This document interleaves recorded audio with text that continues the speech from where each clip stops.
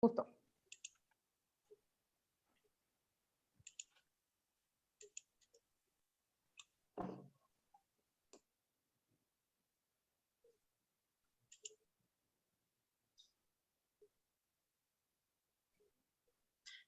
Comenzamos. Buenos días, bienvenidos sean todos ustedes. Mi nombre es Andrea Corral Questada, soy estudiante de la licenciatura en Periodismo y tengo el gusto de presentar al ponente magistral de la 7ª Semana Internacional de la Comunicación, organizada por el Cuerpo Académico Comunicación Global, Cultura Mediática y Tecnología en la Sociedad de la Información de la Universidad Autónoma de Chihuahua. La doctora Imelda Alcalá, obtuvo su título de doctora en Psicología con especialidad en Salud en la University of Texas at The Paso. Cuenta con una maestría en Ciencias del Deporte con especialidad en Psicología del Deporte por parte de la UASH y estudios terminados de maestría en Análisis de la Conducta con especialidad en Medicina Conductual por parte de la UNAM.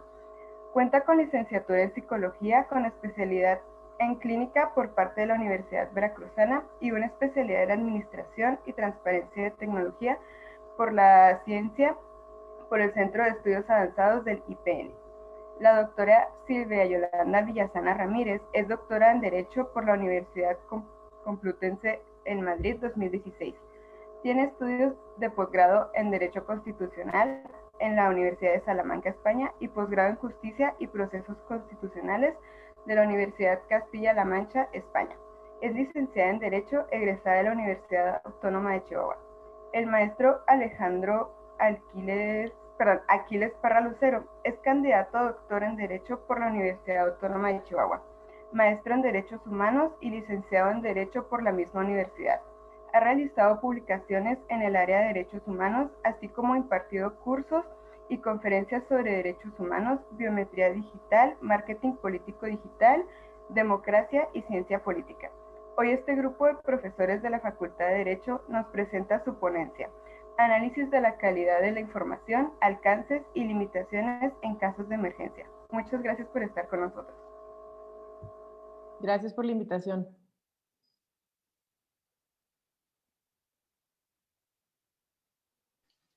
Adelante, al que guste empezar.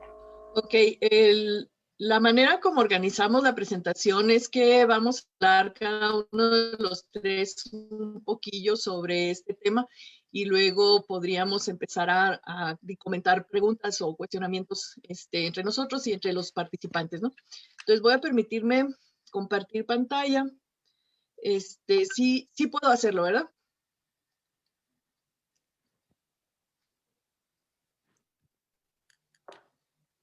Ok. Entonces, la mesa se llama análisis de la calidad de la información, alcance la información que llamamos falsa, manipulada, también conocida como fake news, pero voy a hablar de los aspectos psicológicos de esto, ¿no? No sé si la velocidad de la señal me va a permitir estar cambiando la transparencia.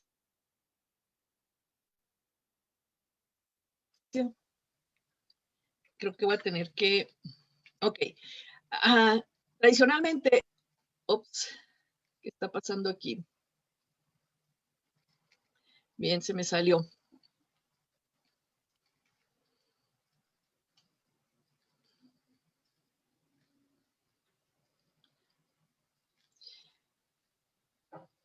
Bueno, parece que voy a batallar con compartir la pantalla. Tradicionalmente nosotros pensamos que las fake news o la información que estamos ahorita de alguna manera experimentando en los medios y en lo que son medios periodísticos o medios de redes sociales en Internet, pues es algo como novedoso, ¿no? En realidad, no sé si se está compartiendo la pantalla. Estamos viendo tu computadora, Imelda. Sí, es que estoy tratando de abrir otra vez la presentación, pero bueno, voy a detener la partida. Sí, ya. ¿Se ve la pantalla o no? No. Okay. No, doctora. Yo no. Bueno, gajes del oficio. Sí, es que tengo una señal medio inestable, entonces a lo mejor es eso lo que está pasando, ¿no? Imelda, si Sí. quieres, si te parece bien, pues ya no la compartas para que no se, porque Ok, inclusive cuando sí, la bueno, compartes, voy se a atora tu intentarlo. voz. Sí, voy a intentarlo. Bueno, es más, déjame la detengo, pues, porque sí, Ok.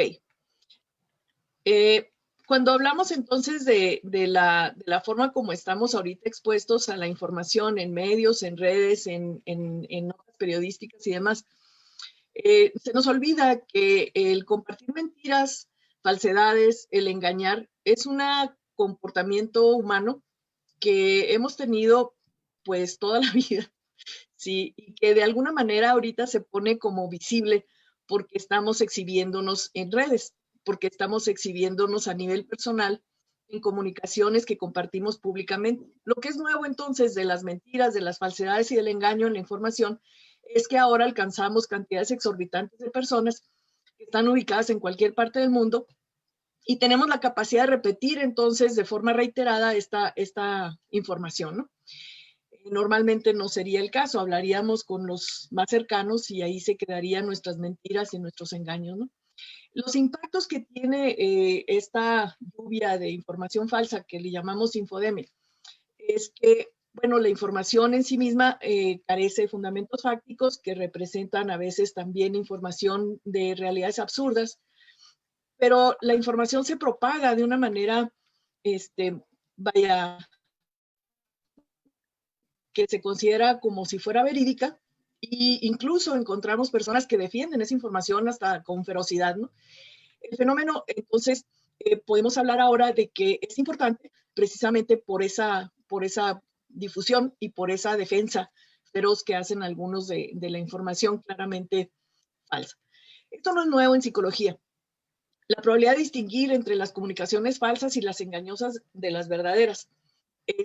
Lo hemos estudiado y lo que tenemos como dato es que apenas un 55% a un 58% de las personas identifican la diferencia entre una información falsa y una verdadera o le atinan más allá del azar, ¿no? Tenemos entonces que si calculamos qué tan probable es que una mentira que está circulando sea aceptada como verdadera, pues tenemos poquito más del 50% de posibilidades de que sea identificada como falsa, ¿no?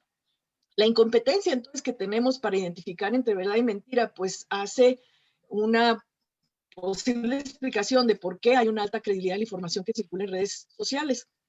Podemos clasificar la información dependiendo de cómo se maneja, ¿no? Considerando la autenticidad de la información, la intención que tiene el que genera la información y si la información es noticia o no. Con esto podemos hablar de noticias maliciosas y falsas, de noticias falsas, de sátiras, de desinformación, de información errónea o de rumores. También hablamos de la posverdad, ¿no? Cuando hablamos de esta manera de entender la información, nos entra la intención o la necesidad de hacer un análisis de esto, ¿no? Hay tres abordajes generales de análisis en donde podemos enfatizar el análisis de estilo, el análisis de la propagación, que serían dos elementos que creo que van a tocar de alguna manera Silvia y Alejandro, y el análisis basado en el usuario, que es el que pretendo abordar yo. Aquí el énfasis es en analizar el comportamiento, tanto del que envía la nota, como del que la comparte, como del que se la cree, o el que la cuestiona, ¿no? Cuando hablamos de esto, hablamos, por ejemplo, del beneficio. Es un factor psicológico que mantiene al usuario interesado en compartir, en generar información, etcétera, en este tipo de conducta, ¿no? Tenemos la teoría del prospecto, en donde la gente toma decisiones basadas en el valor de las pérdidas y ganancias que percibe, que puede generarse inmediatamente de que comparta la información o de que la envíe, pero no está evaluando los impactos, los resultados a mediano o largo plazo. El otro es la teoría del efecto de valencia, en donde la gente sobreestima la probabilidad de que ocurran acontecimientos positivos en lugar de negativos. Entonces les da por compartir información en donde mágicamente se resuelven problemas o en donde mágicamente se se eliminan peligros o amenazas que puedan estar percibiendo.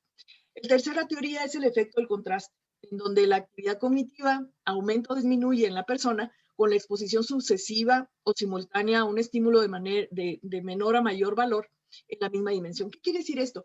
Que mientras más expuesto esté a la información, más probable es que aumente su valor, cambie de manera que pueda resultar ser aceptable, ¿no? Tenemos también características de tipo personal del usuario, en donde podemos identificar 4 maneras de explicar qué es lo que pasa, ¿no? Uno es el sesgo de confirmación. Uno confía más en la información que confirma lo que uno ya creía o la hipótesis que uno ya tenía, ¿sí? Entonces uno se vuelve como filtro en donde acepta lo que es compatible con lo que ya me creo y elimino o cuestiono lo que no es compatible, ¿no? La otra es la ilusión de comprensión asimétrica. El planteamiento aquí es que la persona cree que su conocimiento excede al de los demás. Yo creo que todos ustedes han tenido la experiencia de hablar con alguien que les dice que todo el mundo es pendejo, menos ustedes, ¿no? O menos él o ella.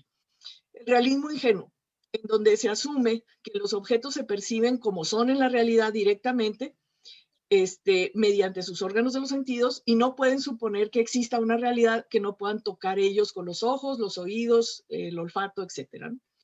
El otro es el exceso, eso es como la cuestión esta de lo que miro y toco es lo que creo, ¿no? El exceso de confianza subjetiva es también otra explicación, en donde la persona cree en su propio juicio, desestimando los juicios de otros, incluyendo los juicios que son objetivos. Es decir, yo soy la única que puede conocer y nada más lo que a mí me parece, eso es lo verdadero, ¿no? Tenemos el último conjunto de explicaciones que vendrían siendo las basadas en características sociales. De esto tenemos 7, digamos, teorías o postulados, ¿no? El sesgo de la atención, en donde la percepción se afecta por los pensamientos que yo tengo en este momento, y eso hace que a la hora que me expongo la información, lo que estoy pensando me va a ayudar a seleccionar lo que tomo en cuenta o lo que desestimo, ¿no? El efecto de validación es otro, en donde la persona cree que la información es correcta cuando se ha expuesto muchas veces a ella.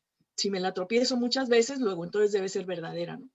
El efecto que le llaman de bandwagon, que es en donde yo me dejo influir por el conjunto, ¿no? Si los demás lo hacen, pues entonces yo también debe ser bueno si lo hace todo el mundo, ¿no?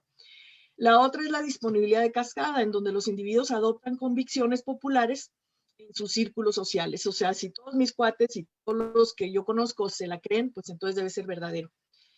El otro es el efecto de cámara de resonancia, que tiene mucho parecido con esta anterior, en donde lo que yo creo se amplía mediante la comunicación y la repetición dentro del mismo grupo, dentro de un sistema cerrado, ¿no? O sea, si mis compas dicen lo que yo estoy creyendo, pues entonces debe ser verdadero, debemos tener todos la razón, ¿no? La teoría también de la influencia normativa va en un sentido parecido. La persona se conforma al grupo para ser aceptada y para ser popular.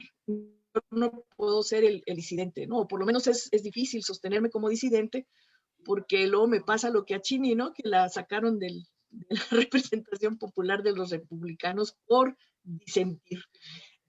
La teoría de la identidad social, en donde el autoconcepto individual deriva de la pertenencia percibida a un grupo social que es relevante.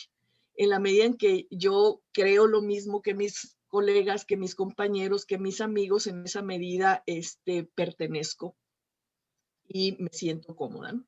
Tenemos entonces que las noticias estas engañosas con respecto, por ejemplo, al COVID, tienen impactos en salud pública porque interfieren con la protección que podemos generar contra el COVID, también las medidas de atención al contagio, al acceso al servicio médico, etcétera.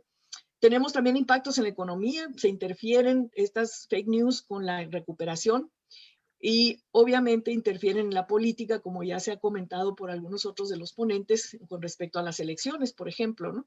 Y con respecto también a las figuras políticas y a los éxitos o fracasos de una administración, etcétera, ¿no? El desconocimiento, es decir, la incertidumbre como factor psicológico, facilita tanto la generación como la credibilidad de las fake news o de la información falsa, ¿no?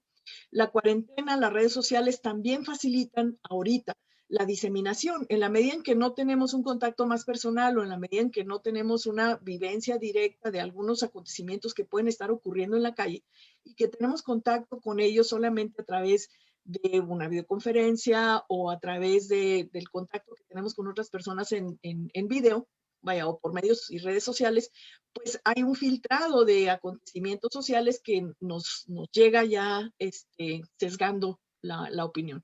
Por otro lado, pues las creencias regulan muy importante el qué es lo que yo voy a aceptar como verdadero y qué es lo que no.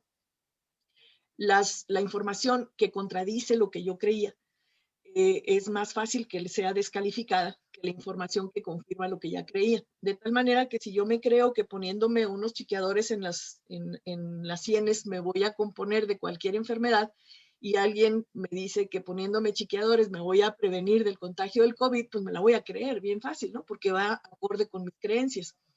Esta cuestión es importante porque la credibilidad se fortalece cuando se maneja la percepción y la persuasión para garantizar que una noticia, una información sea aceptada por el público, ¿no? Hay 3 elementos que no son nuevos, que son desde Aristóteles, que puede tener una nota y que se manipulan tanto con fines de mercadotecnia y últimamente con fines de periodismo, y que, bueno, son conocidos desde hace mucho y que tienen impactos a nivel psicológico, ¿no? Uno es la manera como está redactado el mensaje, el estilo. Esto nos presenta, por ejemplo, en el caso del COVID, un remedio como una cura garantizada, una prevención asegurada del contagio del COVID, ¿sí? Es decir, nos reduce la incertidumbre. Esto es un elemento fundamental, importante, de tipo conceptual, en donde la noticia pasa sin filtro, ¿no? Este es el caso, por ejemplo, de la promoción que se ha estado haciendo del dióxido de cloro como remedio para el COVID. No tenemos, desde el punto de vista de la ciencia, una respuesta concreta, una respuesta específica para ver cómo podemos impedir el contagio, cómo podemos dar un tratamiento efectivo de la gente contagiada. Y bueno, entra un mensaje propagandístico del dióxido de cloro y lo presentan como una cura garantizada, ¿no? O como una prevención asegurada también, como un remedio. La segunda, que es quién es el que genera, quién es el que manipula mis sentimientos, ¿no? El orador, el que genera el mensaje, invoca las emociones en la audiencia y la emoción más importante aquí es el miedo. El miedo al contagio, el miedo a la mortalidad, el miedo a la discapacidad, implica estar enferma y perder mi trabajo. Ese miedo es un elemento central en la nota en donde se promueve, por ejemplo, el dióxido de cloro, lo voy a seguir usando de ejemplo, en donde pues me bajan el miedo, ¿no? O sea, si me trago mi agüita mágica, pues puedo salir a la calle, puedo ir a trabajar con confianza, ¿no? Me puedo subir al camión con confianza. La tercera es cómo se presenta el mensaje, en donde se puede manipular la autoridad o la competencia del orador, en donde el remedio se presenta con la autoridad que da la ciencia, por heredero, y en donde entonces se manipula la credibilidad. Cuando el mensaje entonces tiene estas... ¿Sí me están escuchando? Sí, claro. Cuando el mensaje tiene estas características, decimos, bueno, tiene el logos, el patos y el etos, ¿no? Ese es lo tradicionalmente reconocido desde Aristóteles. Tiene el elemento de controlar la incertidumbre, tiene la manipulación de la emoción, por ejemplo, en este caso el miedo, y tiene además un peso de credibilidad. Eso desde el punto de vista psicológico hace que la persona esté mucho más dispuesta a aceptar que el dióxido de cloro efectivamente funciona, que es una cosa maravillosa y que además si yo confío en mis órganos de los sentidos, pues como no me he enfermado debe ser bueno, ¿no? Y si yo no tengo alrededor a alguien que se contagie, que ha tomado dióxido de cloro, pues más que nada tengo ya la garantía de que sí funciona. Lo que no estoy viendo es que hay otros que tomaron el dióxido y que sí están en el hospital, ¿no? O sea, bueno. Tenemos que, en ese sentido, la aparente coherencia racional del mensaje, la evocación de emociones como la urgencia, el miedo, la esperanza, la apariencia de autoridad del emisor del mensaje garantizan, son elementos manipuladores de los mensajes y que garantizan la aceptación por parte de los usuarios, por parte del público. Y eso obviamente facilita el que si yo me la creo, pues lo comparto, ¿no? Y si tengo la facilidad de compartirlo con una cantidad masiva de personas, pues lo hago. El punto es que, por ejemplo, el caso del dióxido de cloro, no hay evidencia certera de que combata el COVID. No hay evidencia, no la hay. Hay una ausencia completa de estudios controlados, clínicos, epidemiológicos, con garantía de que se haya podido probar que el dióxido de cloro puede producir alguna ventaja en relación al COVID. El mecanismo de acción no es preventivo, el de desinfectar, no es preventivo, no es curativo del COVID, es un desinfectante industrial, daña los riñones cuando se consume como uso regular y diluido en agua, una vez que está hecha la dilución, se evapora en cuestión de horas, lo cual acaba siendo como que uno se toma pues agua. Si uno se lo toma rápido, pues sí tiene riesgo de dañarse los riñones, ¿no? Pero el producto vendido de esta manera, como se ha estado haciendo, pues genera adeptos, genera gente que lo va a promover, genera gente que va a decir que es muy maravilloso y le va a generar utilidades económicas a los promotores, pero no solo eso. Hay todo un grupo de personas que se están beneficiando con la creencia del dióxido de cloro. ¿Por qué? Pues porque hay políticamente también intereses de por medio, ¿no? Tenemos entonces que aquí tenemos elementos de ganancia, de beneficio, tenemos elementos de manipulación de los miedos, de la incertidumbre, del razonamiento cognitivo de la persona, ¿no? Tenemos muchas teorías como esas, están con respecto al COVID, el peligro de las vacunas. O sea, la vacuna para algunas personas produce COVID, les da COVID si se pone la vacuna, ¿no? Y para evidencia tenemos algunas personas que se pusieron la vacuna y al día siguiente andaban en la calle y se contagiaron. Órale, entonces produce COVID la vacuna. La vacuna también se ha planteado como que es que va a producir riqueza a los poderosos. Entonces ellos la promovieron, ¿no? Ellos se inventaron el virus para poder vender su vacuna. La otra es que la vacuna daña el material genético. Nos volvemos zombies, ¿no? Me he botaneado con mis colegas aquí diciendo que pues como yo me puse la Pfizer, pues ya tengo una conexión directa de G5 en el ombligo, ¿no?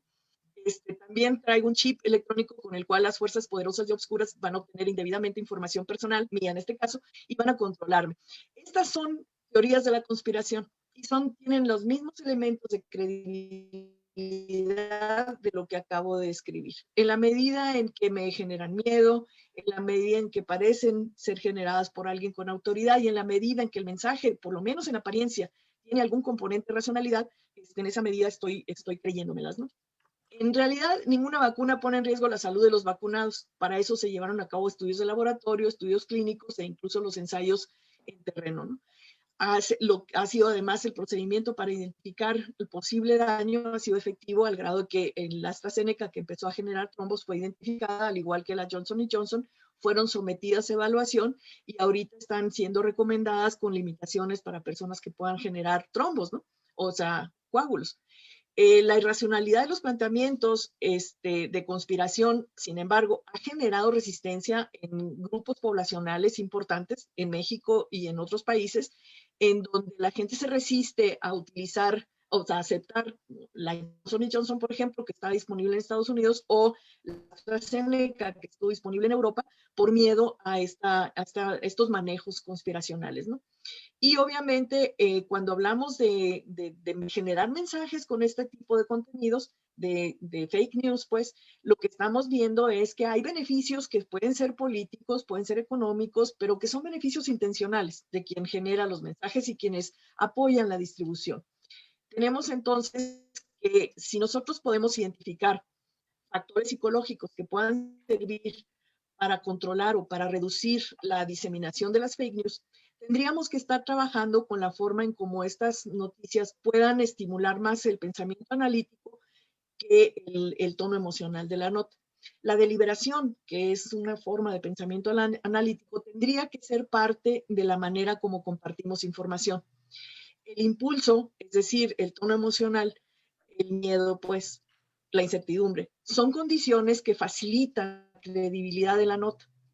El detenerse a deliberar, el poder analizar, es decir, poder activar lo que sería el razonamiento lógico de la persona, implica que la nota pueda ser analizada, que no se tome por impulso una creencia, pues una aceptación.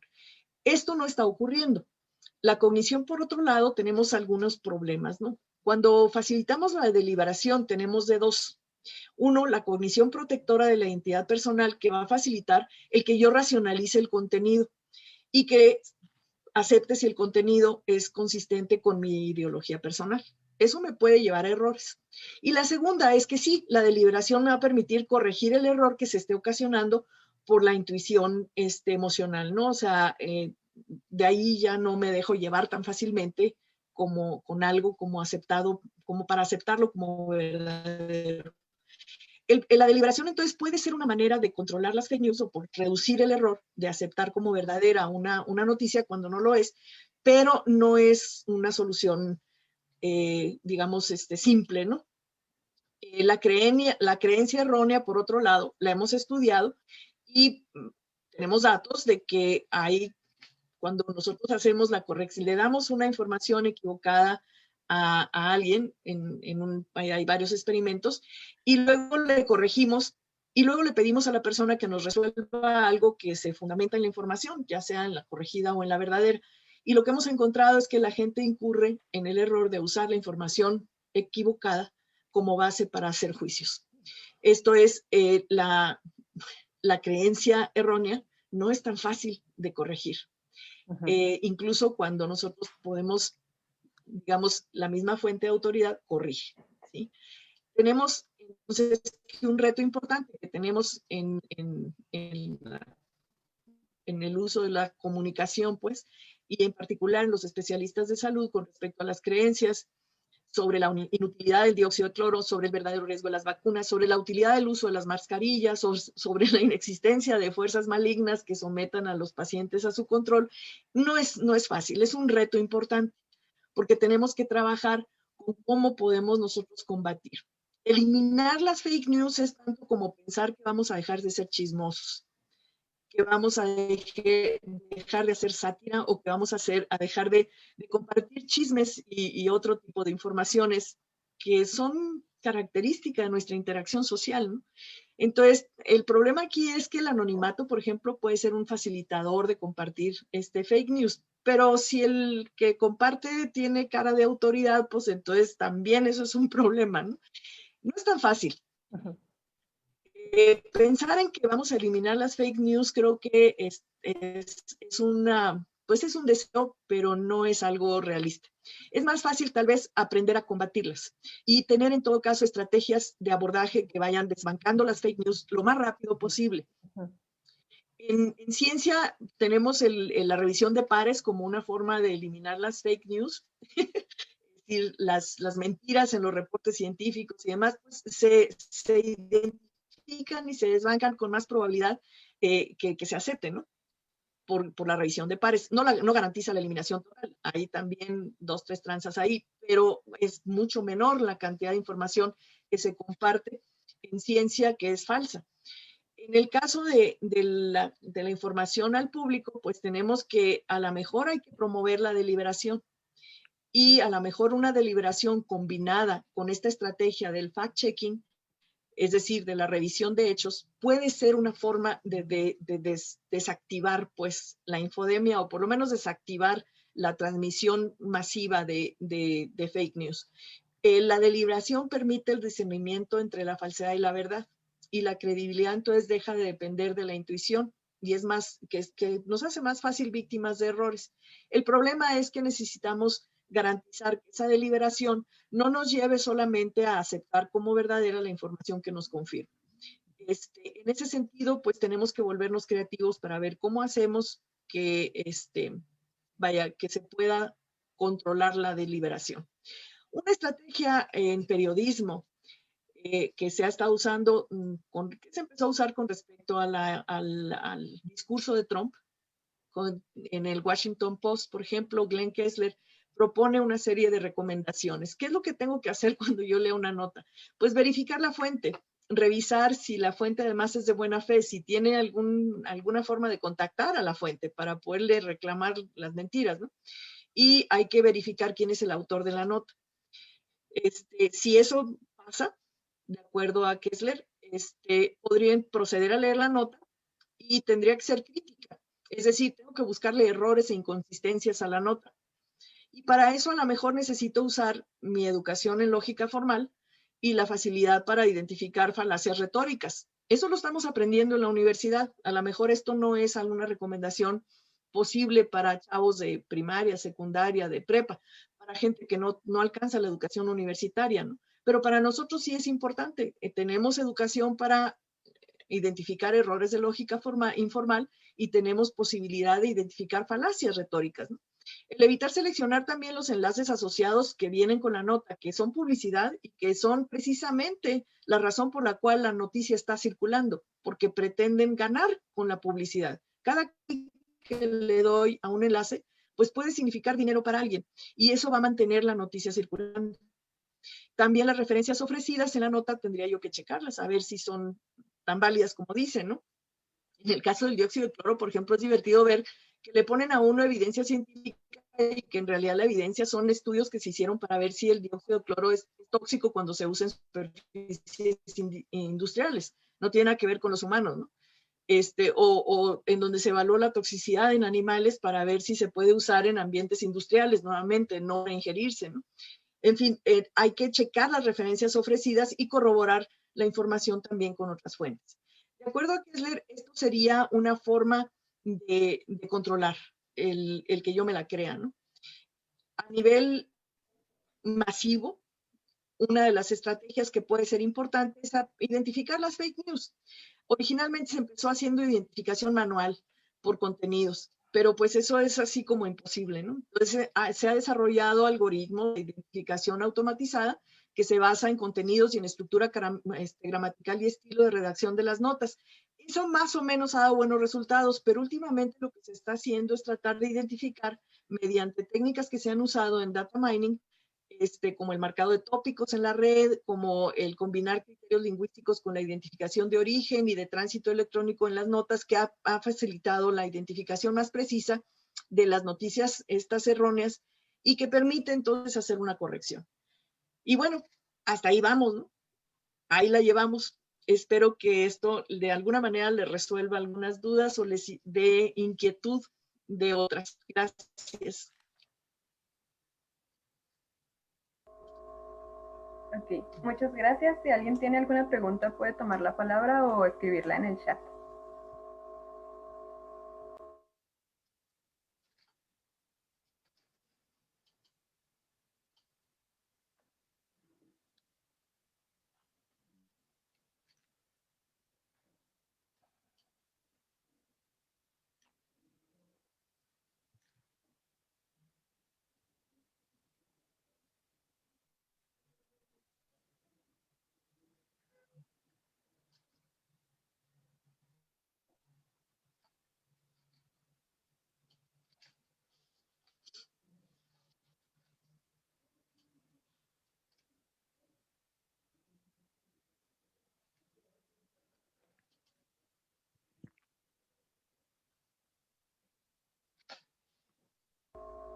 ¿No hay ninguna pregunta?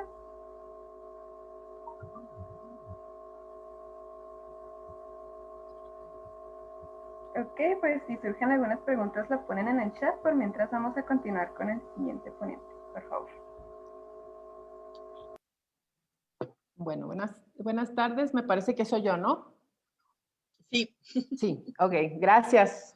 Bueno, pues escuchando la interesante intervención de la maestra Imelda, la verdad es que estuve muy interesada en su participación y haciendo una cantidad de checklist impresionante para focalizar. Tengo que decir que ella es responsable de muchos de los ámbitos de los paradigmas que como docente he ido rompiendo a lo largo de mi formación y mi participación como docente. Y entonces he decidido enfocar y compartirles algunas reflexiones de lo que ha supuesto para mí como docente y viendo en la práctica cómo esto ha ido funcionando desde el ámbito universitario de alumnos de segundo semestre y cómo en realidad sí he visto una importante transformación. Bueno, mi formación, como ya lo leyeron en mi presentación, efectivamente soy de formación abogada, soy egresada de la Universidad Autónoma de Chihuahua y pues he tenido algunas experiencias en el ámbito del posgrado en universidades españolas. Esta experiencia me ha roto algunos paradigmas, no solamente de aprendizaje, de los modelos de aprendizaje jurídicos, de los modelos de enseñanza del derecho y me reconozco actualmente como en el camino de romper esos paradigmas, ¿no? ¿En qué sentido? Pues me parece que y de hecho son temas que actualmente se están ampliamente discutiendo en el Instituto de Investigaciones Jurídicas. Me ha sorprendido en varias universidades, en la propia Corte, acerca del excesivo formalismo en la que descansa el derecho, no solamente desde el punto de vista jurídico en cuanto al sistema, sino a la emisión de las propias normas, ¿no? Me parece que esta pandemia o este bicho, como le llama la maestra Imelda, ha puesto patas arriba a la mayoría de las sociedades y a sus sistemas normativos. ¿Por qué? Porque son lógicas o son elementos que provienen de ámbitos sumamente diferentes y que, por supuesto, a partir de estos sistemas y de la forma en cómo estamos acostumbrados a construir las soluciones para atender esta pandemia, pues también tienen este fundamento filosófico excesivamente formalizado. ¿Y qué pasa con estos elementos o con estas directrices que estoy, esbozando o sobre las cuales estoy reflexionando? ¿Qué pasa? Que la transmisión, como lo bien señala la maestra Imelda, la transmisión del conocimiento y específicamente la transmisión de las disposiciones para atacar, para atender la pandemia, un ejercicio que ha sido sumamente multidisciplinario, que ha puesto a reflexionar la manera a los estados en cómo transmitir, en cómo provocar, en cómo generar que la sociedad esté dispuesta a observar estas disposiciones para atender las consecuencias multidisciplinarias de esta pandemia, desde el punto de vista económico, desde el punto de vista sociológico, desde el punto de vista emocional. De hecho, pues estamos viendo, y me parece que también algunos gobiernos, algunos más sensibles que otros, empiezan a identificar que la pandemia no solamente se va a terminar cuando estemos afortunadamente todos vacunados, sino que habrá consecuencias desde el punto de vista conductual, desde el punto de vista emocional. Seguimos viendo nosotros desde el ámbito universitario, y me incluyo, cómo nuestros alumnos están siendo víctimas y nosotros mismos como docentes de esas consecuencias, a pesar de que entendamos o no, a pesar de que hayamos interiorizado o no, estos elementos que, por supuesto, tienen una comprensión compleja. Y yo quiero detenerme aquí para identificar un ejercicio que he practicado con mis propios alumnos. Les he preguntado si las disposiciones, pues no sé, de los encierros, entendemos nosotros que los estudiantes universitarios pudieran tener una referencia mucho más objetiva de las consecuencias de esta epidemia, ¿no? Que tienen unas herramientas que les ayudan a identificar las consecuencias, que es fácil para ellos comprender el uso del cubrebocas, el lavarse las manos, la sana distancia, pero en realidad no es así. ¿Y en dónde descansan estas inconsistencias y como lo señaló la maestra Imelda, ¿dónde descansan estas inconsistencias o esta dificultad social para comprender los entresijos, la magnitud de atender un problema tan importante y que ha supuesto un reto para todos los gobiernos del mundo como es esta epidemia o este bicho, como lo señala bien la maestra, ¿no? Y me parece que un elemento que hemos identificado, o yo personalmente estoy impartiendo una nueva UDA que se llama Análisis de Textos Jurídicos, y esta UDA tiene un enfoque no jurídico y tiene más un enfoque lingüístico. Y aquí obviamente voy a aterrizarlo y lo voy a hilar con el nombre de este congreso acerca de la comunicación. Entonces, si el uso enunciativo, si el uso de las palabras no es adecuado, no es entendible, no es comprensible por los distintos colectivos, pues desde luego eso va a dificultar su observancia o que los distintos colectivos, y sobre esto hemos debatido como grupo académico en el sentido de que lo que creo que lo que pienso que en algún momento ha dificultado, insisto, esto lo hemos debatido en el ámbito pequeño de mi multidisciplinario grupo de análisis de textos, es precisamente la diversidad de enfoques y la dificultad en el aterrizaje lingüístico para comunicar la pandemia o para comunicar sus consecuencias, para comunicar desde una perspectiva objetiva, entendible, comprensible, para, digamos, para una sociedad que por otra parte es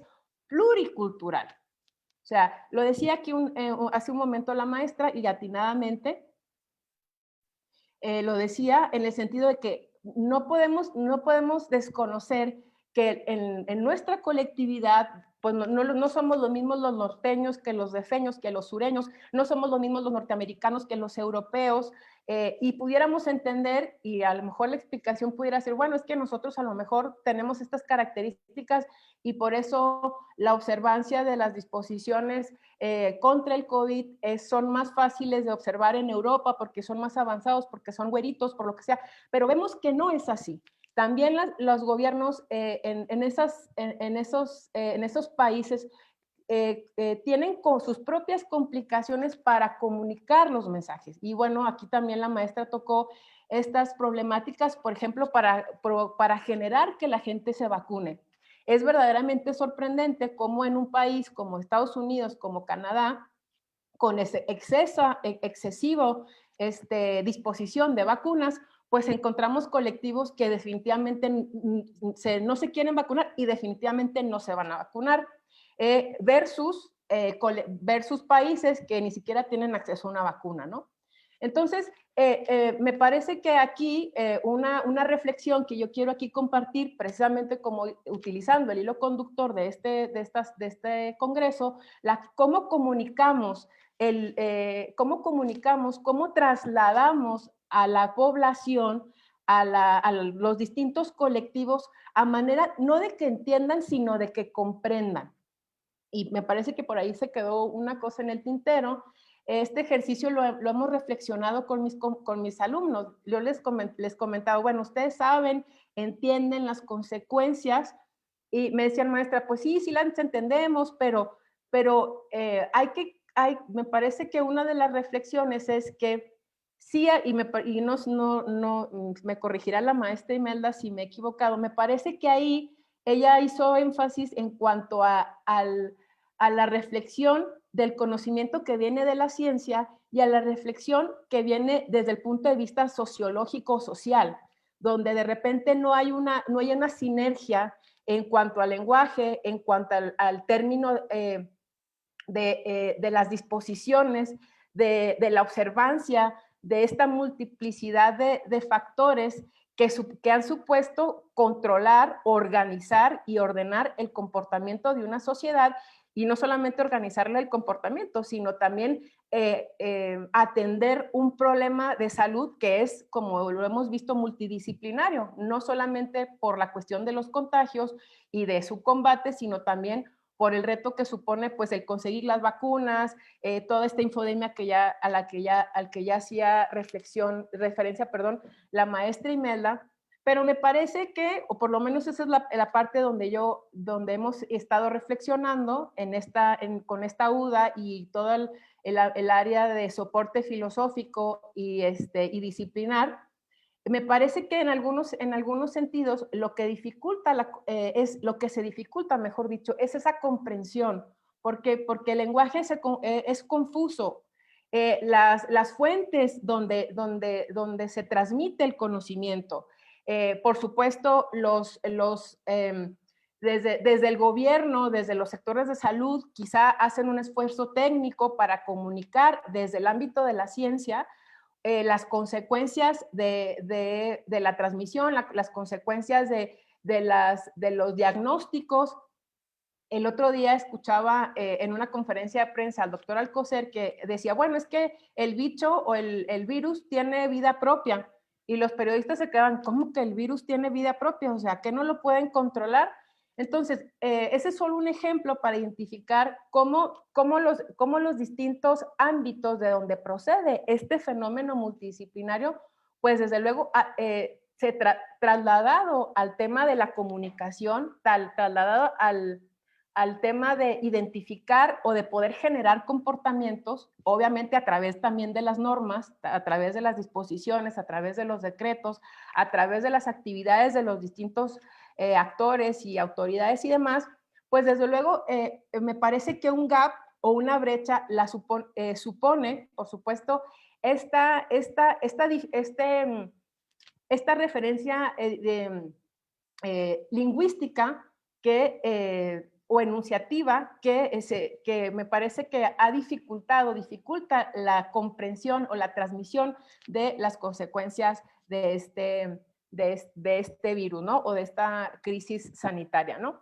Y en ese sentido, también tengo que participar en el sentido de que de qué manera impacta, perdón, la comprensión de este lenguaje técnico, de este lenguaje, digamos, que genere ese cambio o ese impacto en la sociedad. Obviamente, pues al final de cuentas también el lenguaje habilita nuestras habilidades reflexivas, extiende nuestro ámbito comprensivo, nos ayuda a entender.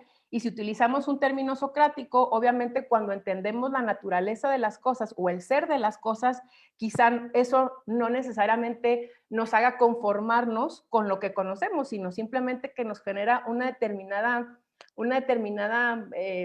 quietud en el sentido, en el ámbito, perdón, desde la perspectiva de que vamos comprendiendo paulatinamente y cuando entendemos o le identificamos el ser de las cosas, definitivamente, pues quizá a lo mejor no resolvemos el problema de la humanidad, por supuesto, pero esa comprensión nos ayuda incluso a identificarnos con la colectividad.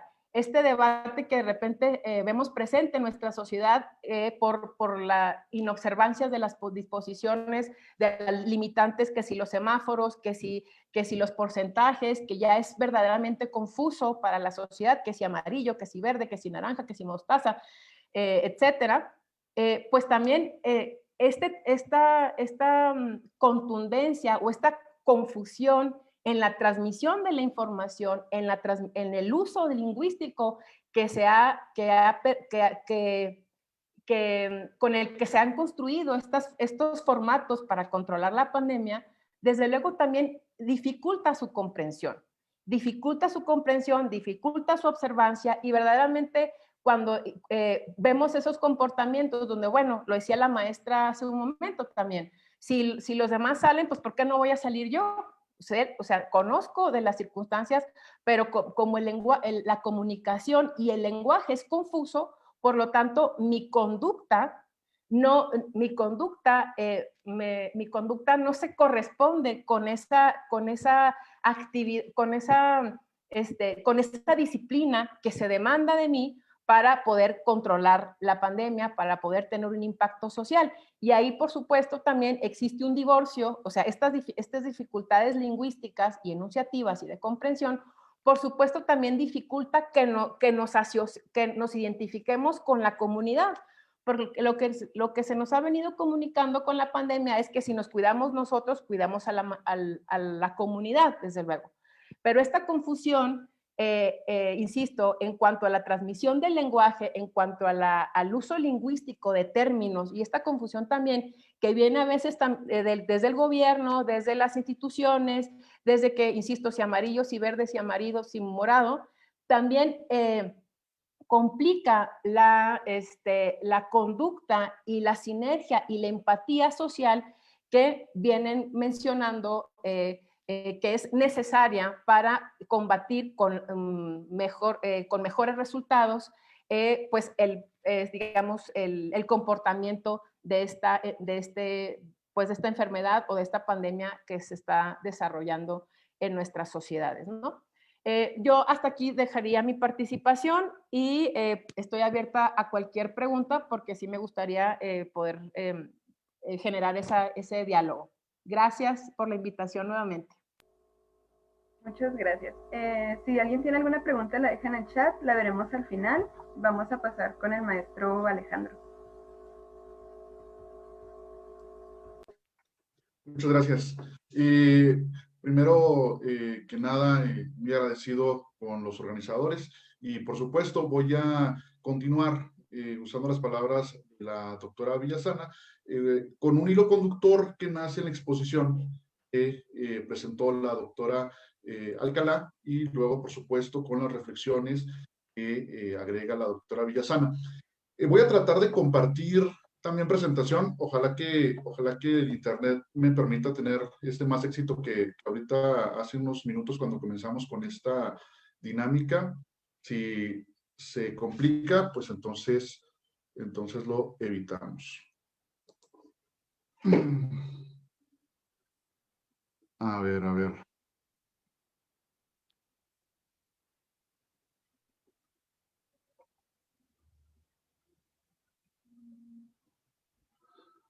Bien.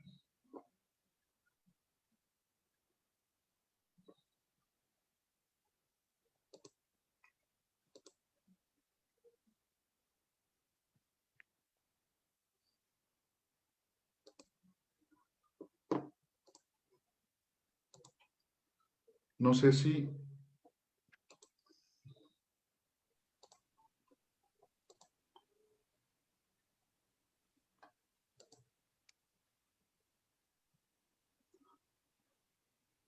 Perdón, no sé si se está compartiendo. Sí, ya se Sí, está compartiendo, sí. Bien, muchas gracias. Bien, análisis de la calidad de la información, alcances y limitaciones en casos de emergencia. Es el tema de este panel. Su impacto en la democracia y en el Estado de Derecho es de lo que un servidor les pide permiso para compartir.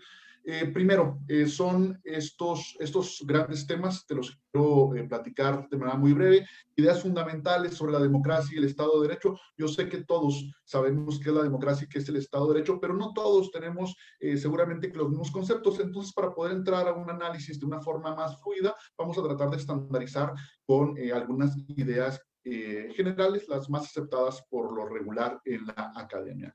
Luego vamos a pasar a platicar brevemente por las acotaciones políticas de México, algunas acotaciones políticas generales también que nos permiten dimensionar estos muchos elementos que mencionó la maestra Alcalá y que enriqueció también la maestra Villasana respecto a nuestra realidad política mexicana. Luego vamos a platicar brevemente también sobre los nodos de discusión sobre la pandemia, que es tratando de aterrizar un poco estas ideas que voy a haber expuesto previamente respecto a este gran tema que nos tiene en jaque desde hace más de un año. Luego, unas breves conclusiones y también una propuesta, un presupuesto necesario para la solución, que más bien sería una parte de lo que podría ayudarnos.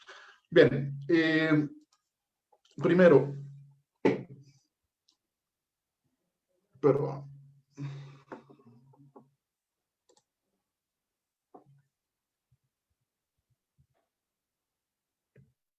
Ideas fundamentales sobre la democracia y el Estado de Derecho.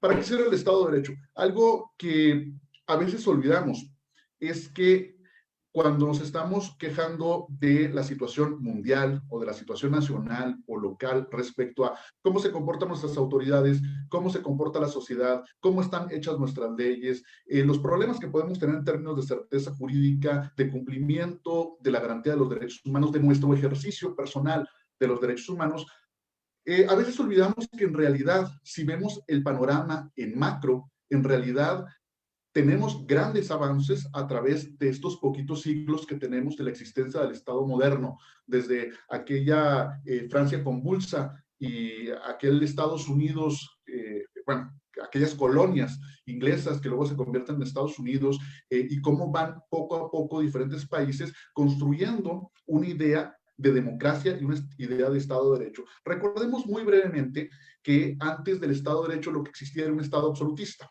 Había faraones, había reyes, había emperadores, y estas figuras de poder tenían bajo su control tanto la idea de justicia como la idea de la construcción normativa de manera espontánea. Es decir, lo que era justo y lo que era bueno en la mañana tal vez no lo era en la tarde, dependiendo, por supuesto, estoy generalizando a grandes rasgos, por supuesto que vamos a encontrar muchas excepciones o muchas variaciones dependiendo de específicamente la sociedad, pero en general era un gran dictador, este rey, este monarca, este emperador, este faraón.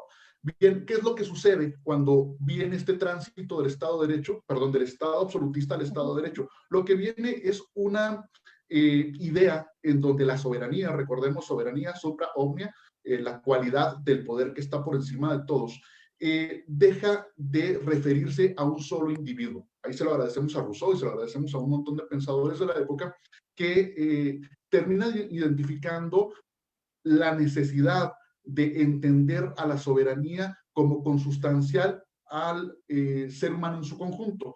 Pasa, insisto, sobre todo a través del contrato social de Rousseau, pasa la idea de soberanía de ese individuo al pueblo.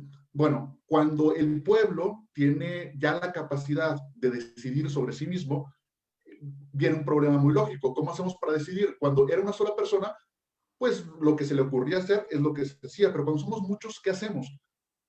La idea de constitución ya era previa, pero ahí es cuando toma un valor más importante, un valor definitivo. Dice la doctora Claudia Arlette Espino, es el acta de nacimiento del Estado de Derecho, del Estado, la Constitución. ¿Por qué? Bueno, pues porque precisamente ahí se define todos los alcances que tiene el individuo dentro de su comunidad y respecto a la autoridad, y en función de eso se organiza todo el Estado. ¿Para qué sirve el Estado de Derecho entonces? Básicamente para que no sea una sola persona o no sea un solo grupo de individuos quien pueda dictar la voluntad todos los días. El Estado de Derecho, por definición, es un estado de normas, ¿sí? Entonces, ¿para qué nos sirve este Estado de Derecho? Claro. Para actuar en comunidad en función de esas normas. Vamos a ir hilvanando estos temas para rumbo a las conclusiones y la propuesta. ¿Para qué sirve la democracia? ¿Para qué sirve la democracia en este Estado de Derecho? Precisamente para dos cosas. Uno, para construirla, tenemos la idea del poder constituyente originario, y para hacer que esta democracia, obviamente, dependiendo del país, habrá diferentes instrumentos. Aquí en México tenemos nuestro constituyente permanente, gracias al Congreso de la Unión y a las legislaturas de los estados, que va a poder modificar la Constitución. En el caso de México, por ser precisamente una Constitución rígida que necesita de un órgano especial. Bueno, la democracia, piensen en esto, si la democracia tiene la capacidad de modificar la Constitución, entonces tiene la capacidad para modificar el Estado de Derecho. La democracia tiene la capacidad para modificar la Constitución y, por lo tanto, la capacidad para modificar el Estado de Derecho. Todo lo que somos, todo lo que pensamos, todo lo que tenemos, todas las formas como podemos ejercitarnos en una sociedad dependen de esto. Pero la democracia a veces es más inmadura o a veces es más madura. Formas básicas de ejercitar la democracia. Hay muchas clasificaciones. Las dos principales son la democracia representativa y la democracia participativa. No voy a hablar de la democracia representativa y sobre todo la democracia participativa desde un punto de vista formal. No vamos a hablar de referendos, plebiscitos, ese tipo de cosas. Vamos a hablar de su sustancia más íntima. En la democracia representativa, de lo que se trata es de un individuo votando por otro, eligiendo a otro para que ese otro actúe, y se olvida. No vuelve a hacer nada, no vuelve a escuchar nada, no vuelve a hablar con esa persona, sencillamente busca a un representante junto con otro conjunto de individuos para que ese representante tome todas las decisiones. La otra forma básica de democracia, la participativa, tiene como núcleo la idea de que el ciudadano es activo en democracia de manera permanente. Es decir, no solamente va a votar, sino que va a estar al pendiente de todo lo que se está haciendo en el quehacer público de manera permanente. Cuando el ciudadano está en ese tipo de ejercicio democrático, lo que ocurre es que sigue muy de cerca las decisiones políticas y construye día a día esa democracia. Ustedes lo saben muy bien, hay muchos casos alrededor del mundo donde una manifestación puede hacer que un grupo gobernante o cambie de decisiones o incluso se cambia el grupo gobernante. Por supuesto, aquí hay muchos matices, a veces lo voy a decir de manera un poco extrema, a veces los malos son los que dan el golpe de Estado y a veces los malos son los que están en el poder. Cambia, lo sabemos, existen muchos matices, pero de todas maneras estamos hablando de una ciudadanía activa o por lo menos de una ciudadanía guiada, la que llega a generar cambios graduales o cambios fuertes en un estado, ¿sí? Entonces, la importancia de qué tan, para terminar con esta diapositiva, qué tan madura es nuestra democracia, va a implicar qué tanto los cambios constitucionales van a poder ser eficientes para que el Estado de Derecho cumpla con sus objetivos fundamentales. Y los objetivos fundamentales del Estado de Derecho, terminemos rápido, es la garantía del cumplimiento de los derechos humanos. Eso es en el Estado moderno, en la sociedad actual. ¿Sí? Vamos a aterrizarlo ahora en México. México, algunas acotaciones políticas. Respecto a todo esto que vengo diciendo, número uno, y estoy usando una frase de Giovanni Sartori, del padre de la ciencia política moderna, para comenzar esto. Sartori, a finales del siglo XX, dedicó unas líneas en alguno de sus libros a México y decía: México es un país donde existen dos constituciones, una constitución formal que está guardada en un cajón y una constitución material que dicta todos los días el presidente. Esa era la idea, ese era el resumen de Sartori de la política y del derecho en México. Una monarquía que cambiaba cada 6 años. ¿Sí?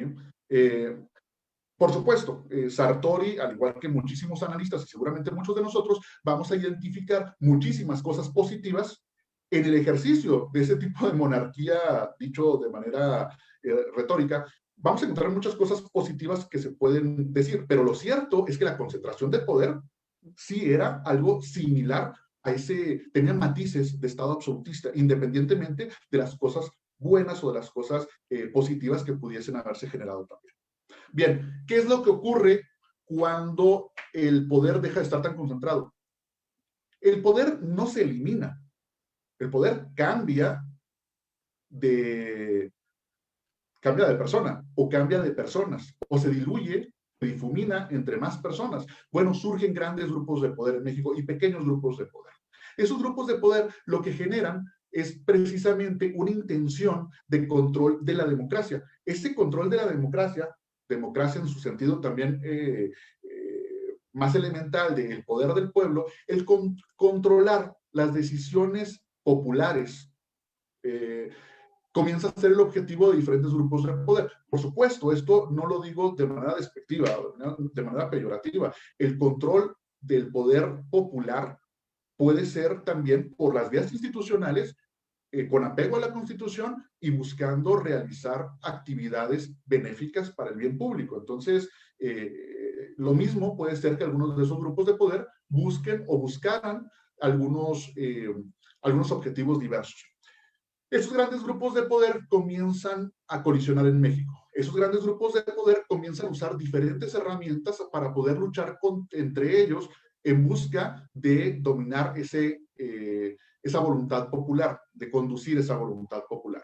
¿Qué sucede entonces cuando algunas de las herramientas se comienzan a encontrar? Son precisamente las que la doctora Alcalá mencionó al principio de la conversación. Por supuesto, ya las conocían desde antes.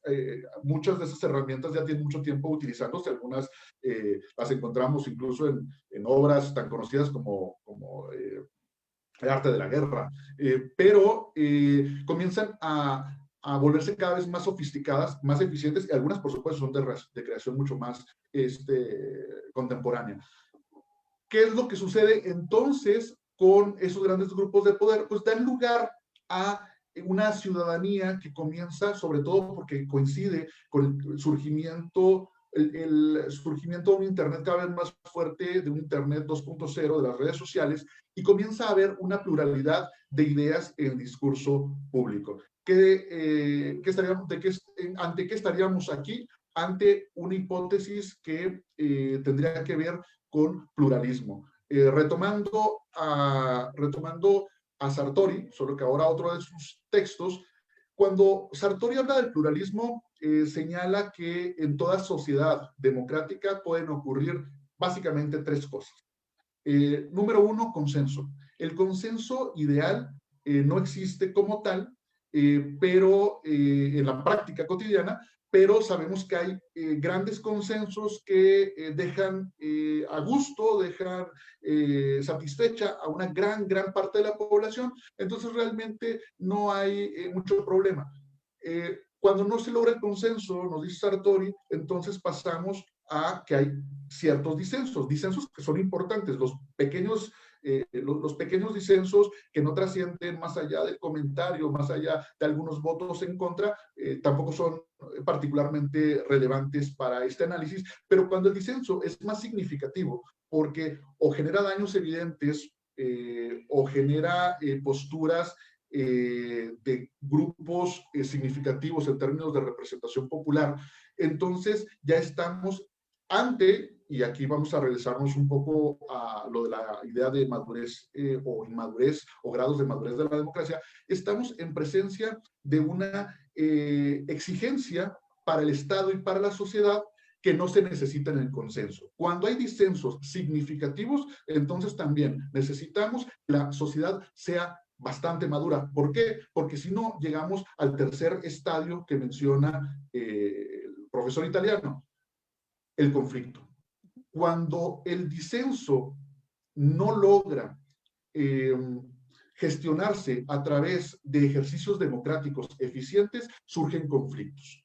Nuestro país tiene una madurez democrática tal vez no meramente inicial, pero podríamos decir que intermedia. Entonces, todavía en México existen muchos conflictos, no conflictos graves, no tenemos los grandes levantamientos armados que puede haber en otras partes del mundo, pero sí tenemos conflictos políticos de cierta seriedad que son producto seguramente de la inmadurez política, de la inmadurez democrática que todavía tiene nuestro país. ¿Qué es lo que sucede a dónde nos llevan? ¿A dónde nos llevan todas estas ideas? Nos llevan a la idea a la realidad de que existen agendas contrapuestas y difusas. ¿A dónde voy con esto? Los grupos de poder cada vez están más atomizados en la sociedad en términos de individuos que tienen determinadas agendas personales o de grupo.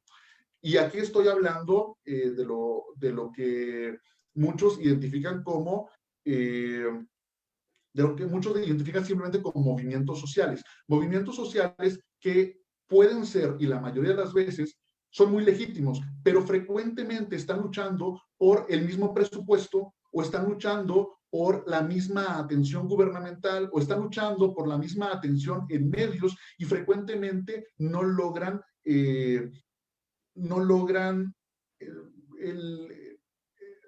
tener una relación entre movimientos sociales que pueda generar cambios positivos para todos. A veces tenemos, además de todo, una suerte de factor espejo a nivel gubernamental, donde dentro de las esferas gubernamentales, en los diferentes niveles, tenemos también intereses, insisto, algunos legítimos, algunos un poco más cuestionables, en donde convergen ideas junto con movimientos sociales. Entonces, movimientos sociales de todo tipo, lucha por derechos humanos, lucha por control presupuestal, lucha por conducción de la vida pública desde el punto de vista de controlar la democracia, y por supuesto, estas agendas frecuentemente están contrapuestas, a veces de manera clara y de manera incluso intencional, y otras veces están contrapuestas, pero solo de una forma difusa. No entienden muchas veces los individuos y las luchas, tanto en gobierno, tanto en sociedad organizada, tanto en oposición también, que a veces están generando complicaciones innecesarias. ¿Por qué? Porque al no tener una madurez democrática suficiente, lo que terminó ocurriendo es que cada quien busca un beneficio personal o de pequeño grupo. Y por supuesto, también hablamos que esto ocurre en los grandes grupos, pero eso lo notamos con mucha más facilidad. ¿Cuál es el impacto en la democracia y en el Estado de Derecho de que esté ocurriendo todo eso en nuestro país? Uno, el gran círculo vicioso. Una democracia, un nivel de madurez intermedio o un nivel de madurez bajo, lo que genera es acciones democráticas del mismo nivel o incluso una suerte de degradación. Cuando estaba hablando hace unos minutos, la doctora Alcalá mencionaba lo relativo a las fake news. Las fake news existen existen como las conocemos actualmente, sobre todo a partir de que existe el Internet. Para nadie es un misterio cómo funcionan muchas de estas formas de ejercicio político. La construcción de un cuarto de guerra o de un war room donde existen personas expertas en diferentes áreas, en diferentes disciplinas, que lo que generan es una suerte de planeación para poder llevar a cabo algunas acciones colectivas que lo que buscan es asegurar que haya interpretaciones de la realidad a modo. Como ellos están buscando que se entienda cierto tema en la población, es como van a estar trabajando. Bien, ese impacto en la democracia, les decía hace un momento, lo que genera precisamente es un impacto a su vez en la Constitución o en el estado normativo. Aquí hay dos niveles básicos. Uno, sencillamente, lo que tiene que ver, por ejemplo, lo que pasó con Fox y lo que podría pasar ahora en estas elecciones también, que el presidente ha ocurrido en diferentes momentos, ocurrió también con Cedillo, ha ocurrido en diferentes momentos, en donde el presidente tiene una oposición fuerte en el legislativo y eso logra generarle una suerte de inactividad. Ahora, cada uno de ustedes decidirá si tener a Fox inactivo o a Andrés Manuel o a Cedillo o a quien sea, más o menos inactivo, es bueno o es malo para el país. Pero a fin de cuentas, nuestro sistema permite que haya muchos candados que se consiguen de esta forma y a veces, podríamos decirlo también de una manera bastante clara, a veces son antidemocráticos ese tipo de candados. Es decir, por un lado, piensen en esto, muchas personas votan por presidente o por gobernador, sobre todo por presidente o por gobernador, por un partido y votan por otro partido por legislador. Y a veces dicen, pues para que se equilibre un poco. Y lo que termina sucediendo muchas veces es precisamente inactividad. Es decir, es una suerte de voto nulo difuso. Porque en nuestro país, con nuestro tipo de democracia, frecuentemente oficialismo y oposición, y no hablo de esta, sino de muchos años, tienden a concentrar su poder o una gran parte de la atención y del poder que tienen en la contraparte, y eso en realidad lo que genera es mucho rezago y muchos atrasos en las políticas públicas que necesitamos y en los productos normativos. Presupuesto necesario para la solución. Una construcción de ciudadanía responsable. Si nos vamos con, ahorita hablaba la doctora Villasana de lo que es el contexto filosófico, el sustrato filosófico que necesitamos. Bueno, en la filosofía del derecho tenemos algunos grandes exponentes como Alexi o como Atienza que retoman mucho lo que tiene que ver con la ciudadanía responsable. Y una ciudadanía responsable, aunque es muchísimo lo que se puede decir, básicamente necesita de 4 grandes elementos. Uno, una ciudadanía responsable es una ciudadanía informada. Ahora, ¿cómo se informa de forma eficiente? También lo platicó ahorita la doctora Alcalá. Hay que ir, esa ciudadanía necesita estar educada en el análisis lógico. El análisis lógico efectivamente se adquiere en ciertos grados educativos en nuestro país, pero frecuentemente es deficiente, frecuentemente es inexistente y frecuentemente es soslayado en la práctica cotidiana por el propio ciudadano. Lo medio aprende, pero nunca lo ejercita. Luego vamos a la búsqueda de evidencia. Es frecuente también, y por razones mencionadas gracias a las intervenciones de las doctoras, la búsqueda de evidencia y la valoración de la evidencia también es algo, uno, para lo que el común de la población no está entrenada, y dos, y eso es lo más grave, no hay interés. ¿Sí?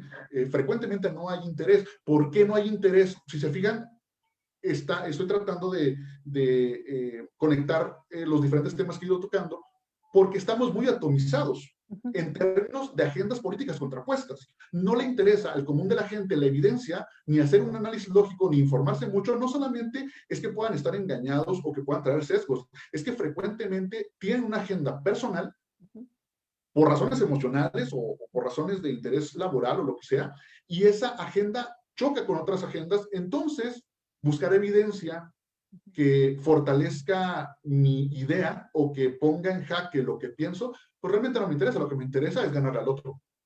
Entonces, la información, el análisis lógico y la evidencia de pronto parece como que va un poco de lado. ¿Por qué? Bueno, pues porque no se ejercita una ciudadanía responsable. Pero si se ejercitara una ciudadanía responsable, buscaría el ciudadano promedio la información, valorar la información de la manera correcta. Por supuesto, estos 4 grandes rubros se pueden analizar muchísimo y se pueden segmentar en muchos subtemas.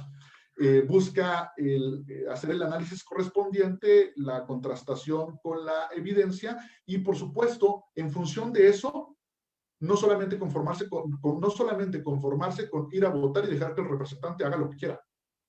La democracia activa o la democracia participativa, tanto desde el punto de vista de su sustancia elemental de mantenerse interesados y levantar la voz, como desde el punto de vista formal de procurar el referéndum, el plebiscito y este tipo de instrumentos, son los elementos que pueden generar una ciudadanía responsable. ¿Qué es lo que nos ofrece una ciudadanía responsable, tanto como pudiéramos desde la academia o desde diferentes medios, desde los medios de comunicación, desde la academia, desde, por supuesto, el ejercicio gubernamental, la propia sociedad organizada, tanto como podamos construir una ciudadanía responsable, es como podemos impactar en la madurez o los grados de madurez de la democracia.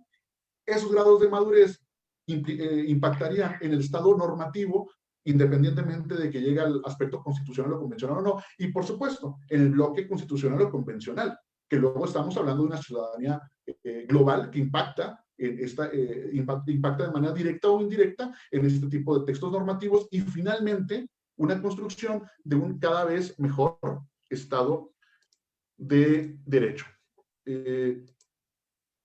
Estoy tratando de... perdón, no me di cuenta que había cerrado aquí.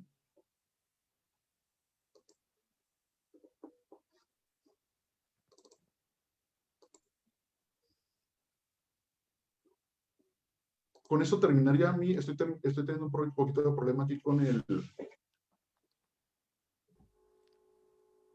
programa, pero con eso terminaría mi intervención. Muchas gracias. Ok, muchísimas gracias. Tenemos 2 preguntas en el chat.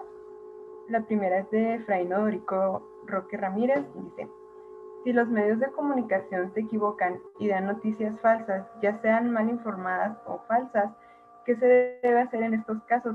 Él siente que los medios de comunicación no leen los comentarios de los lectores. Pues podríamos señalar que en los medios de comunicación hay una responsabilidad, si hablamos del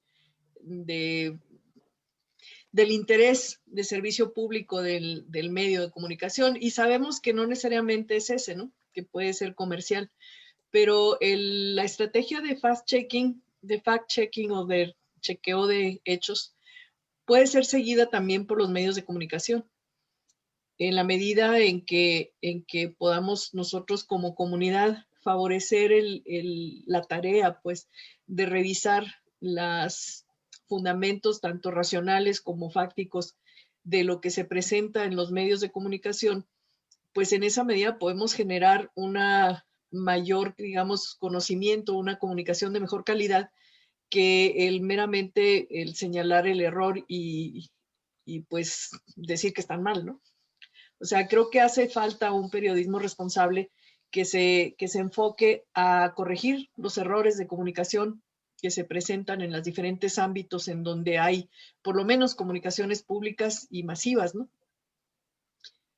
El fact-checking es una herramienta, no es la única, pero pues es la que posiblemente sería camino más transitado ahorita, ¿no?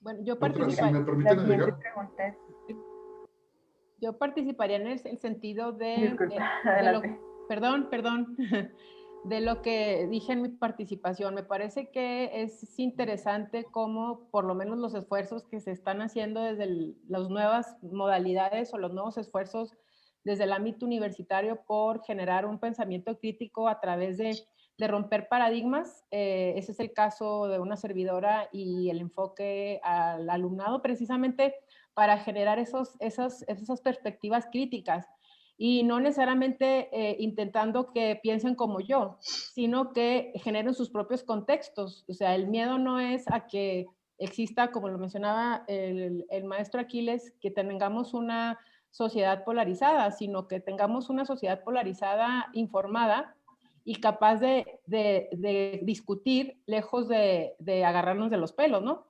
Me parece que esa sería una herramienta interesante a la aportación de la conclusión de su participación para tener visos de construir una comunidad, una sociedad participativa y, claro, disidente, pero con esos matices, ¿no? Entonces, me parece que los esfuerzos que se están haciendo desde la universidad, con otros ejercicios en la Facultad de Ciencias Políticas, en esta misma, contribuyen a esa reflexión, a esa objetivación de la información y a volvernos ciudadanos más que estudiantes reflexivos, ¿no?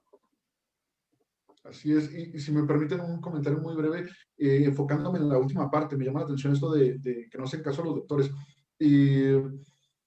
Es que una de las cosas importantes retomando lo que decía hace un momento un servidor, para una ciudadanía responsable es precisamente el contribuir a la construcción de un discurso público eficiente para impactar de manera positiva en la democracia. Es decir, cuando nosotros usamos una herramienta tan poderosa y a veces tan desperdiciada como son las redes sociales, para poder comunicar un punto de vista, para poder generar el compartir evidencia o el compartir un análisis.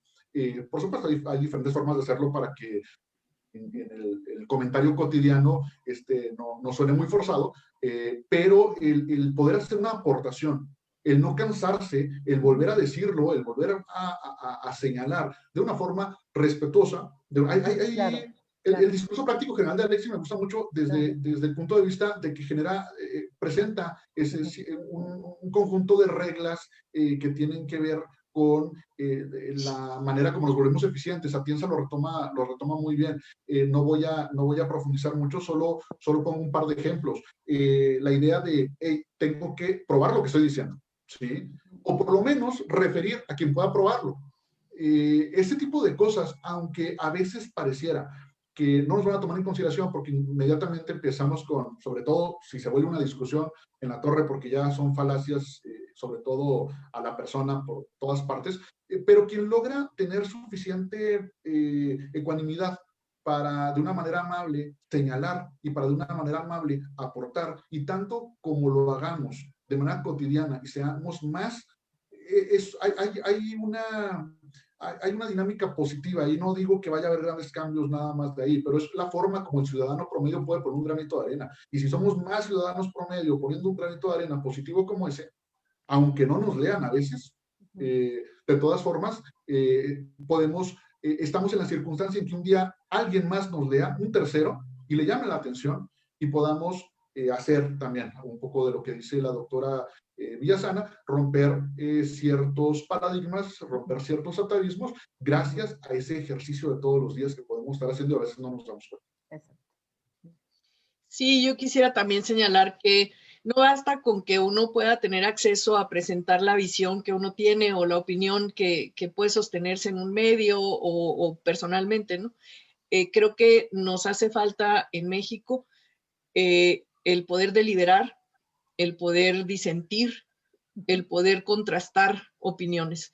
Estamos demasiado acostumbrados, tal vez por historia, tal vez por incluso condiciones de educación y demás, a no enfrentar cuando no estamos de acuerdo, a no cuestionar cuando podemos ver errores o cuando podemos ver limitaciones en el argumento de la contraparte o de otra persona, ¿no?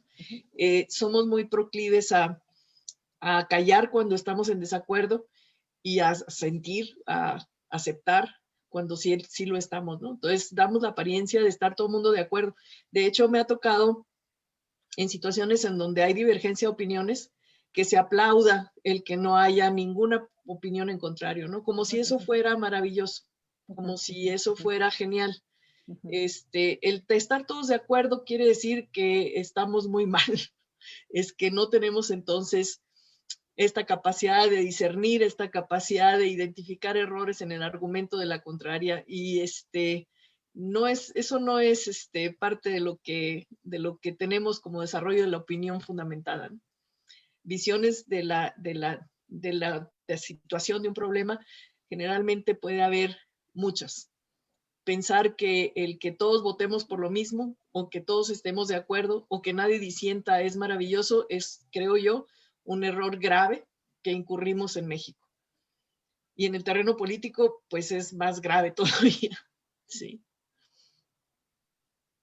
Ok, y la última pregunta es de Elizabeth Payares y dice, ¿qué pensamiento es bueno tener para dominar el miedo al contagio con la información tan diversa a la que tenemos acceso? Ok, eso es muy psicológico. Una de las razones por las cuales tenemos problemas de ansiedad, de depresión y otros trastornos relacionados con afectaciones emocionales es que el pensamiento, que es un regulador muy importante de lo que sentimos y de lo que hacemos, naturalmente o de manera, vamos a decir, espontánea, nos inclina a pensar en las cosas horribles que nos pueden parecer, ¿no? O que nos pueden ocurrir. Digamos que es muy frecuente que cuando enfrento una situación crítica, la que sea, en este caso el COVID, a lo que tienda es a pensar en lo más horrible que me puede pasar. Y mientras mayor incertidumbre hay, pues más horrible me imagino que puede ser lo que me pasa. Eso lo que hace es generar un estado emocional y una serie de reacciones que no son muy, muy sanas, ¿no? La manera de corregir esto es que yo pueda, ante situaciones de crisis e incluso en lo cotidiano, ¿no? Es pensar en lo que sí puedo hacer. ¿Qué es lo que sí está en mi mano? ¿Cuál es el alcance de lo que yo sí puedo hacer? Sí, en esta situación, por ejemplo, de la pandemia, en vez de pensar en cuán horrible es, cuántos fallecimientos hay o cuántos contagiados y demás, es, bueno, ¿qué es lo que yo sí puedo hacer para protegerme?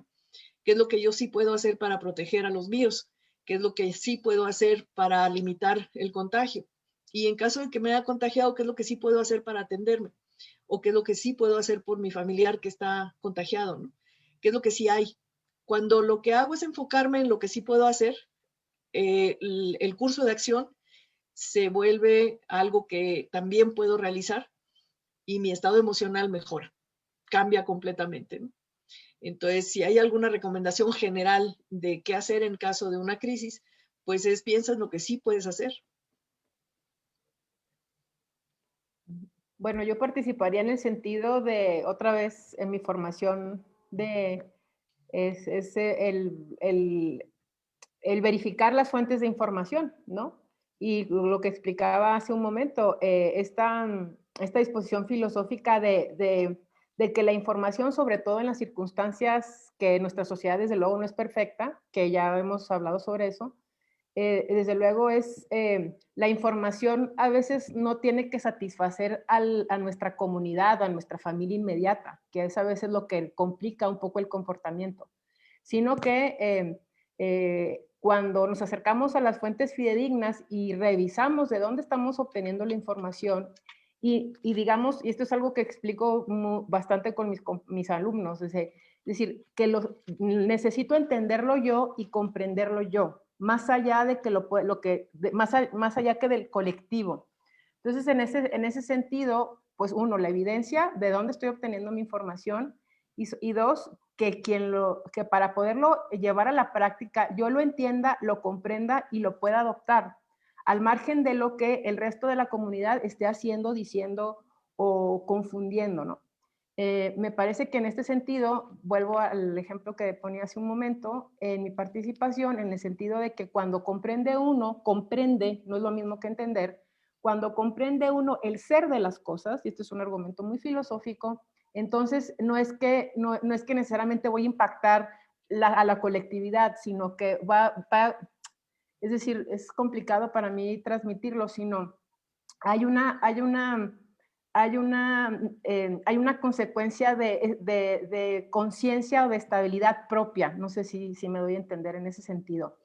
Y desafortunadamente en situaciones de pandemia como esta, donde hay un frenesí en todos los sentidos, pues lo único que podemos hacer en el ámbito personal, al margen del colectivo, repito, es eso, explorar la información que me complete y que me satisfaga a mí, ¿no? Basado en esa evidencia, en verificar las fuentes de información y en llevar a cabo las conductas y en adaptar las conductas que a mí me satisfagan, a mí me hagan sentirme tranquila o tranquilo.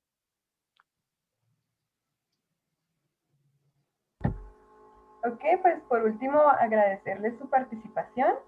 Les voy a hacer la lectura de un diploma que se les va a hacer llegar. Es para cada quien, pero lo voy a leer los 3 nombres juntos. Dice: se otorga el presente diploma a la doctora Imelda Alcalá Sánchez, doctora Silvia Yolanda Villasana Ramírez y el maestro Alejandro Aquiles Parra Lucero por impartir la conferencia magistral Análisis de la calidad de la información, alcances y limitaciones en casos de emergencia, llevada a cabo dentro de la 7ª Semana Internacional de la Comunicación. Muchísimas gracias por su participación. A usted, gracias por la invitación, gracias por el espacio. Gracias. Muchas gracias por estar Gracias a todos. Gracias, muchas gracias por el espacio. Un gusto verlos. Expuesto a esa velocidad para que nos diera tiempo. Felicidades a todos. Gracias y buenas tardes. A los Adiós. organizadores. Gracias por la invitación. Gracias. Y los seguimos invitando a participar mañana en la conferencia Antes de esta situación, ¿qué margen de maniobra tenemos?, impartida por la doctora Nuria Sánchez a las 9 de la mañana. Gracias. Hasta luego. Gracias. Hasta luego.